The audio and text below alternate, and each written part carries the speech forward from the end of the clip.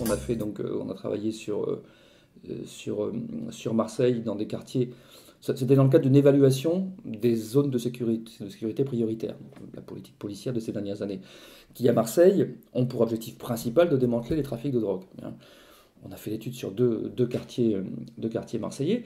On a montré que le problème euh, illusion enfin, était démantelé, puis qu'un jour après, quelque chose avait pris sa place. Bon, c'est une espèce de truc sans fin.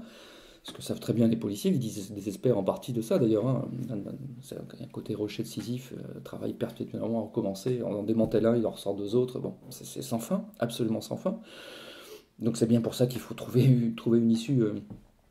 Il faut trouver une issue à ça. Mais ce qu'on a montré sur les quartiers, de manière très très claire, je ne veux pas citer les noms, mais pour ne pas stigmatiser, sur un des quartiers, le taux de chômage des jeunes 18-25 ans sortis de l'école sans diplôme ou avec un simple CAP ou BEP, il atteignait 75%, les trois quarts des jeunes.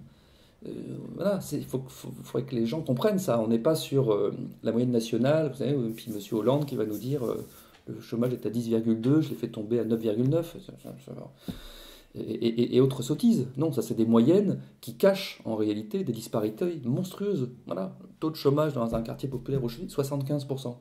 C'est ça la réalité. C'est pareil pour l'échec scolaire. Alors on va dire oui, on est embêté, on a un résidu là, on a 10% des jeunes qui sortent de l'école, machin. Non, c'est une moyenne nationale. Prenons un indicateur tout simple, public, qu'on peut trouver sur Internet, le taux de réussite au brevet des collèges, qui est le premier examen national. Voilà, c'est une indication très, très, très, très simple et très nette. Vous regardez sur la ville de Marseille, par exemple, mais sur n'importe quelle autre ville en réalité, et vous vous apercevez que vous avez des collèges où vous avez 100% de réussite. 100%. En général, ils sont situés dans les beaux quartiers. Le nom du collège commence par Saint quelque chose. Hein. Établissement privé sous contrat souvent.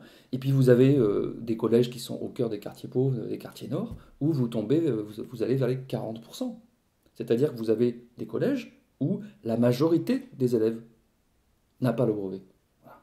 Donc, encore une fois, les moyennes cachent tout ça. Vous avez véritablement. On voit bien comment ces effets se cumulent. Quand vous rajoutez des problèmes familiaux dans l'histoire des jeunes, de divers types, vous avez là un espèce de cocktail explosif. Hein.